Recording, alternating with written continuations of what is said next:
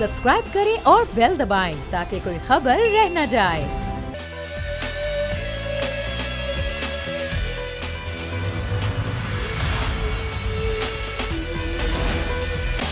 बिस्मिल्लाहिर्रहमानिर्रहीम, अस्सलामुअलैकुम। प्रोग्राम में मैं सुमैया रिजवान आपको खुश आमदीद कहती हूँ। नाजरीन, प्रोग्राम शुरू करने से पहले जो ये खबर हमारे सामने आई पेशावर के इलाका हयाताबाद, जहाँ पर ये मुबैना तौर पर खुदकुश धमाका हुआ, जो कि इंतहाई अफसोसनाक खबर है। और अल्लाह ताला सबको महफूज रखे, क्योंकि आगे मुहर्रम हराम का महीना है। एक तो ये सूरत हाल है, फिर इलेक्शन की सूरत हाल क्या बनेगी, आज हम उस पर भी बात करेंगे। साथ ही साथ जो अब सियासी मंजरनामा बनने जा रहा है इलेक्शन से पहले, कौन सी जमात किस पोजीशन में है, तो पोजीशन के हवाले से ही बात करेंगे। और आगे कुछ और भी हमारे साथ स्टोरीज़ हैं, बड़ी स्पेशल स्टोरीज़ हैं जो कि प्रोग्राम का हिस्सा होंगी। लेकिन सबसे पहले कोर्ट की खबर से आगाज़ कर लेते हैं। और तोशा खाना केस जो कि अब आगे बढ़ रहा है बड़ा तेज़ी के साथ। और तोशा खाना केस में हमारे पास एक तो ट्रायल अदालत में जो मामला चल रहा है, हम उस पर ही बात करेंगे। लेकिन जो तोशा खाना केस है उसको काबिल समाअत करार देने के हवाले से जो एक दरख्वास्त थी, वो अब कल उस केस की समाअत होगी। और इस्लामाबाद हाई कोर्ट के चीफ जस्टिस आमिर फारूक इस केस की समाअत करेंगे। हाई कोर्ट के वकील ने जो कहा था, हिदायत दी थी PTI के चेयरमैन, एतराज़ात थे उनके वकीलों को कहा गया कि वो दूर कर दें। और जो अदालत मुंतकली के हवाले से भी समाअत के लिए मुकर्रर किया गया है और कल इस केस की समाअत होगी। एक तो ये मामला है, और दूसरा मामला है फवाद चौधरी का। और फवाद चौधरी के इलेक्शन कमीशन के नाकाबिले ज़मानत वारंट के खिलाफ दरख्वास्त पर समाअत हुई है। और हाई कोर्ट ने फवाद चौधरी के नाकाबिले ज़मानत वारंट गिरफ्तारी मुअत्तल करते हुए इलेक्शन कमीशन में पेश होने का हुक्म दिया। तो इस पर हम ज़रा आज दोनों ही केसेस पर बात करेंगे। हमारे नुमाइंदगान हमारे साथ हैं। नुमाइंदा खुसूसी हमारे साथ मौजूद हैं इमरान वसीम, उनको भी हम वेलकम करते हैं। और हमारे नुमाइंदा एहतशाम कियानी भी हमारे साथ हैं। एहतशाम, सबसे पहले तो आप मुझे बताइए क्या कुछ हुआ आज तोशा खाना में, और फिर अब ये कल इस केस की समाअत होगी, ये मुकर्रर कर दिया गया है, ज़रा तफसीलात दीजिएगा। देखिए, तोशा खाना केस का जो ट्रायल है वो तो ट्रायल कोर्ट में ज़ेर समाअत है, जो कि इस्लामाबाद की सेशन अदालत है। उसमें आज इमरान वसीम साहब मौजूद थे, वो आपको डिटेल्ड वो सारी चीज़ें बताएंगे। मैं इस्लामाबाद हाई कोर्ट की हद तक आपको बताता हूँ कि वहाँ पे चेयरमैन PTI ने एक अपील दायर कर रखी है कि ये तोशा खाना केस का जो ट्रायल है ये नहीं चल सकता और ये केस काबिल समाअत ही नहीं है, क्योंकि ये दुरुस्त तरीके से ये केस दायर नहीं किया गया। उसकी वजूहात उन्होंने 4 मुख्तलिफ वजूहात बताई थी।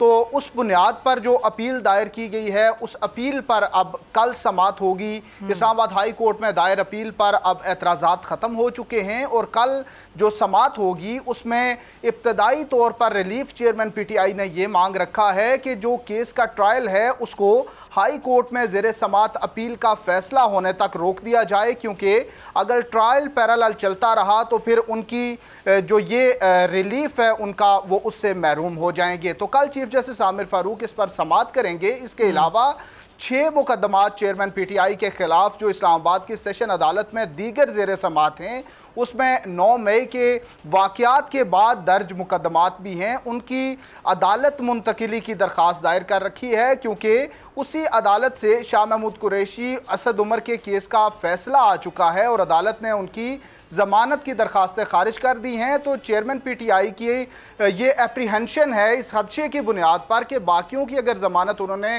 खारिज कर दी है तो उनकी ज़मानत की दरख्वास्त भी खारिज कर दी जाएगी। इसलिए उन्होंने कहा कि जज चूँकि माइंड डिस्क्लोज कर चुके हैं तो इसलिए ये मुकदमात दूसरी अदालत को मुंतकिल किए जाएँ। इसके अलावा बुशरा बीबी और चेयरमैन PTI के खिलाफ एक और मुकदमा है, जो कि तोशा खाना से मुताल्लिक जो रसीदें हैं वो गलत रसीदें पेश करने पर उनके खिलाफ एक मुकदमा है जालसाजी का।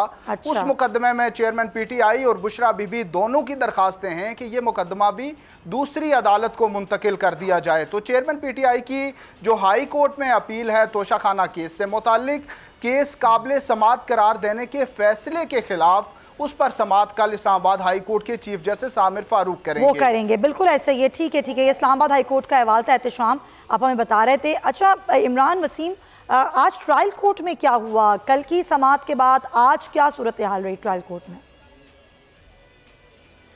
जी, ट्रायल कोर्ट से एक तो चेयरमैन PTI को रिलीफ मिला है। मुख्तसर आज अदालत में पेश नहीं हुए थे, तो उनकी हाजिरी से इस्तिस्ना की दरख्वास्त तो अदालत ने एक्सेप्ट कर ली है।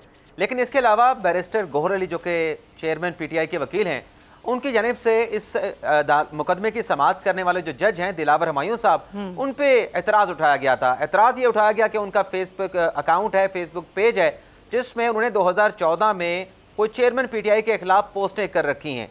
तो वो आज मामला मुतफर्रिद दरख्वास्त के जरिए अदालत के नॉलेज में लाया गया। जज साहब से कहा गया कि आप रिक्यूज़ कर जाएं। और यहाँ पे आपको ये भी बता दें कि इसी से मिलता जुलता जो मामला है, अभी एहतशाम बता रहे थे कि इस्लामाबाद हाई कोर्ट में इन्हीं जज साहब के खिलाफ एक दरख्वास्त ट्रांसफ़र की PTI ने दायर कर रखी है, चेयरमैन तहरीक इंसाफ ने दायर कर रखी है, वो अभी तक पेंडिंग पड़ी है। लेकिन ये जो खान साहब का कार्ड था वो आज उन्होंने ट्रायल कोर्ट में चैलेंज किया और वहाँ पे जो प्ली की गई, जो आर्गूमेंट दिए गए वो यही दिए गए कि आप चूँकि माजी में ऐसी पोस्ट करते रहे हैं चेयरमैन PTI के खिलाफ, तो लिहाजा आप ये मुकदमा ना सुने।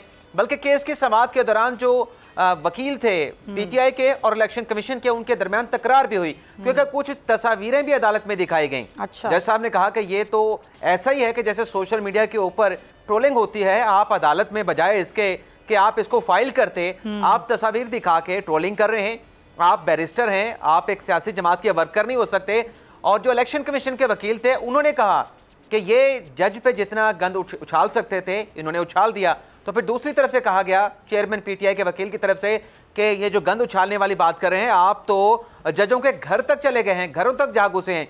तो ये तलक जुमले भी हुए और जज साहब की तरफ से वकील की सर्जरिश भी की गई और उसके बाद फिर फैसला महफूज किया गया।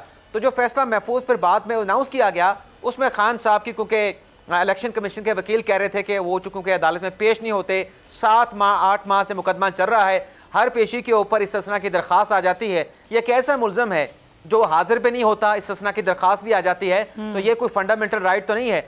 तो आज भी अदालत ने उस इस्तिस्ना की दरख्वास्त को तो एक्सेप्ट कर लिया, गो के इलेक्शन कमीशन के वकील उसकी मुखालफत कर रहे थे। लेकिन दूसरी जानिब जो जज पे एतराज़ उठाया गया, तहरीरी एतराज़ उठाया गया जज दिलावर हुमायूं पे, वो दरख्वास्त अदालत ने रद्द कर दी है और मुकदमे की समाअत को 20 जुलाई तक मुलतवी कर दिया गया है और गवाहन को तलब कर लिया गया है, उनका बयान 20 जुलाई को रिकॉर्ड किया जाएगा। अच्छा, फिर ये जो इलेक्शन कमीशन वाला मामला था जिसमें फवाद चौधरी के नाकाबिल समाअत वारंट गिरफ्तारी निकले हुए थे, उसको भी मुअत्तल किया गया, फिर उनको ये कहा गया कि वो इलेक्शन कमीशन में पेश हों, उसका क्या अहवाल बताएंगे आप? देखिए, ये इस्लामाबाद हाई कोर्ट का केस था और इलेक्शन कमीशन में फवाद चौधरी के खिलाफ तौहीन इलेक्शन कमीशन की कार्रवाई जारी है, जिस पर इब्तदाई तौर पर वो शो कॉज नोटिस जो कि कंटेम्प्ट ऑफ कोर्ट का था, उसके खिलाफ हाई कोर्ट में उन्होंने एक पिटीशन दायर की। उस पिटीशन पर उनकी ये भी इस्तदा थी कि हाई कोर्ट इलेक्शन कमीशन में जारी कार्रवाई को रोक दे। हाई कोर्ट ने ये इस्तदा तो मंजूर नहीं की और ये कहा कि इलेक्शन कमीशन अपनी कार्रवाई जारी रखे, लेकिन इस हद तक रिलीफ दिया कि इलेक्शन कमीशन अपना फाइनल ऑर्डर जारी तब तक ना करे जब तक इस्लामाबाद हाई कोर्ट में फवाद चौधरी की दरख्वास्त पर फैसला नहीं हो जाता। अब फवाद चौधरी ने हाई कोर्ट में जो उस दिन वो पेश हुए, उनके वकील पेश हुए, उसी बात को बुनियाद बनाया और इलेक्शन कमीशन में अगली जो समाअत थी उसमें वो पेश नहीं हुए। इलेक्शन कमीशन ने एक बार ना पेश होने पर काबिल ज़मानत, जबकि दूसरी बार ना पेश होने पर उनके नाकाबिल ज़मानत वारंट गिरफ्तारी जारी कर दिए थे, जिसके खिलाफ एक बार फिर से उन्होंने इस्लामाबाद हाई कोर्ट में दरख्वास्त दायर की थी। आज हाई कोर्ट ने वो वारंट तो मुअत्तल कर दिए हैं, लेकिन इस हद तक ये रिमार्क्स दिए कि आपने तो इस्लामाबाद हाई कोर्ट के ऑर्डर की भी खिलाफ वर्जी की है कि हाई कोर्ट ने इलेक्शन कमीशन में आपको कहा था कि कार्रवाई आगे बढ़े, लेकिन आप पेश नहीं हुए। तो अब आप बता दें कि क्या किया जाए। तो फवाद चौधरी के भाई फैसल चौधरी एडवोकेट पेश हुए थे, तो उन्होंने कहा कि हाई कोर्ट कह दे हम इलेक्शन कमीशन के सामने पेश हो जाएंगे। तो अब हाई कोर्ट ने उन्हें यह ऑर्डर किया है कि 20 जुलाई की जो इलेक्शन कमीशन की तौहीन इलेक्शन कमीशन की समाअत होगी, उसमें फवाद चौधरी पेश हों, अपना जवाब भी जमा कराएं और साथ ये भी तंबीह की कि अगर फवाद चौधरी 20 जुलाई को पेश नहीं होते तो इस्लामाबाद हाई कोर्ट में भी ऑर्डर की खिलाफ वर्जी पर उनके खिलाफ कंटेम्प्ट ऑफ कोर्ट की प्रोसीडिंग शुरू हो जाएगी। तो अब अदालत ने उन्हें वक्त दिया है कि 20 जुलाई को पेश हों और केस की समाअत उसके 2-4 दिन बाद तक कोई तारीख आ जाएगी, तब तक उन्होंने मुलतवी कर दी है। ठीक है, 20 जुलाई को उनको पेश होने का हुक्म दिया गया है। बहुत शुक्रिया एहतशाम कियानी, इमरान वसीम, दोनों हमारे साथ मौजूद थे और इन अहम बातों के हवाले से बता रहे थे। इसमें तोशा खाना ट्रायल और इस्लामाबाद हाई कोर्ट और फवाद चौधरी का इलेक्शन कमीशन के हवाले से ये केस लगा हुआ था। नाज़रीन, एक ब्रेक लेंगे और वापस आके मजीद स्टोरीज हैं उन पर डिस्कशन करेंगे।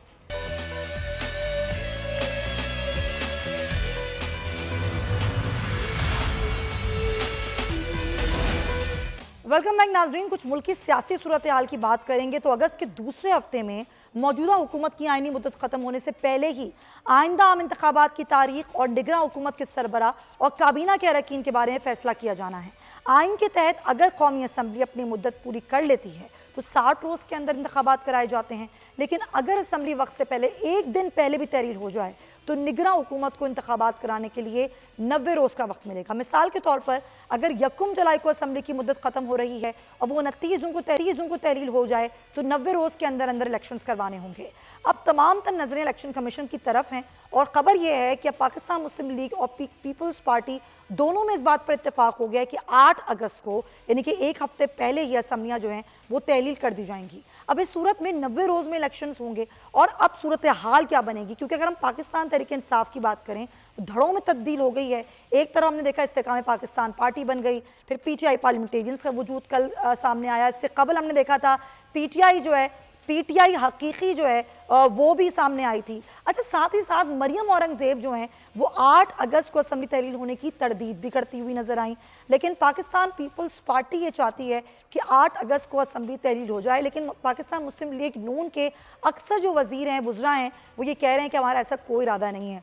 तो होगा क्या, एक तो निगरां साइड से, फिर आगे इलेक्शंस में क्या तरतीब बैठेगी, इस पर बात करने के लिए हमें ज्वाइन कर रहे हैं सीनियर तजियाकार हैं आमिर ज़िया साहब। अस्सलाम वालेकुम आमिर साहब। जी वालेकुम सलाम। आमिर साहब, आपका तजिया क्या कहता है? आप 8 अगस्त को और 14 अगस्त को असम्बली तहलील होनी है, लेकिन आगे का सियासी मंजरनामा क्या बनेगा? ये इतना जमे गफीर लग गया है पार्टियों का, किस तरह देखते हैं आप आगे की हुकूमतों को? इसमें ये पहली बात हुई कि इंतखाबात 90 रोज में हुए या 60 रोज में कोई फर्क नहीं पड़ता। बिल्कुल उसी तरह कि असेंबली 8 को टूटे या 10 को टूटे, 11 को टूटे, फर्क नहीं इतना पड़ेगा उससे ना। लेकिन जो आपका ज्यादा अहम सवाल है वो यही कि जी आगे का मंजरनामा क्या है। आपने बड़ा अच्छा लफ्ज इस्तेमाल किया कि जंबे गफीर है। हमारे यहाँ इलेक्शन कमीशन ऑफ पाकिस्तान के पास जो मुझे याद पड़ता है 168 जो है रजिस्टर्ड पॉलिटिकल पार्टीज हैं, जो मैंने आखिरी बार जब पढ़ा था। तो उसमें आप 2-4 को और इजाफा कर लें तो 170 हो जाएंगी या 170 प्लस हो जाएंगी। जी। तो पाकिस्तान जैसे मुल्क के लिए ये बहुत ज्यादा बड़ी तादाद है। और अक्सर सियासी जमातें वो हैं कि जिनकी कोई वोटर्स में फॉलोइंग नहीं है, वो टांगा पार्टीज हैं या बहुत ही छोटी मुख्तसर रीजनल पार्टीज हैं। बिल्कुल। तो उसमें आप कहते हैं पार्टीज बनाते चले जाएं। और एक और बात नोट करने की है कि पाकिस्तान में वफाकी पार्टियां जो हैं PTI के टूट फूट के बाद जो नजर आ रहा है कि पहले के जमाने में पीपल्स पार्टी होती थी जिसको कहते थे जी चारों सूबों की जंजीर है, और उसकी जो फॉलोइंग होती थी वो कराची तक खैबर हर लसानी गिरोह में होती थी। अब पीपल्स पार्टी के पास उनके कहते हैं ना कि ऐसे लोग तो हैं कि जिनकी जो नुमाइंदगी करते हैं मुख्तलिफ सूबों की, लेकिन आम वोटर्स की सपोर्ट उस तरह की नहीं है जो एक जमाने में बेनजीर साहिबा के जमाने में होती थी। अब कोई 2023 के इलेक्शन में कोई कारनामा अंजाम दे दे तो एक अलग बात है। अभी तक उनका जो मरकज है सियासत का वो सिंध में ज्यादा उनका गढ़ है। PMLN तो कभी सोचती नहीं सिंध में आके सियासत करने का, उसका जो गढ़ है वो पंजाब है, थोड़ा सा हजारा बेल्ट में पॉलिटिक्स करती है। अब जो PTI के धड़े बने हैं 2, IPP बना है और पार्लियामेंटेरियन बना है। तो पार्लियामेंटेरियन आपको पता है कि KP की जमात होगी, अगर होगी वो, अगर जमात बनती है मजबूत। और जो बिल्कुल आप दुरुस्त फरमा रहे हैं आमिर साहब।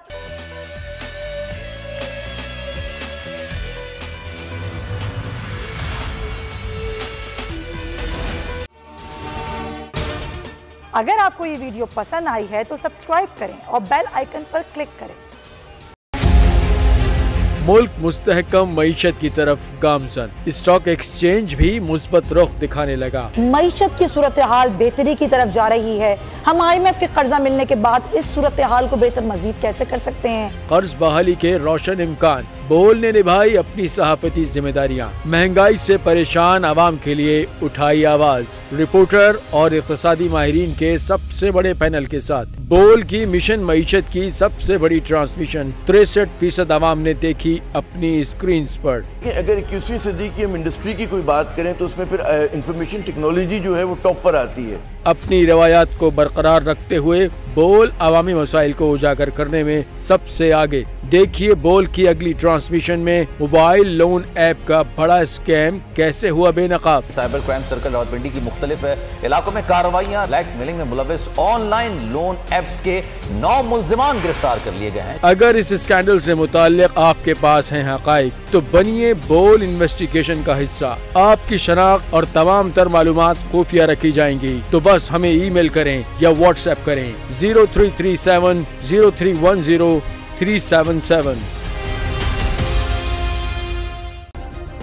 सब्सक्राइब करें और बेल दबाएं ताकि कोई खबर रह न जाए।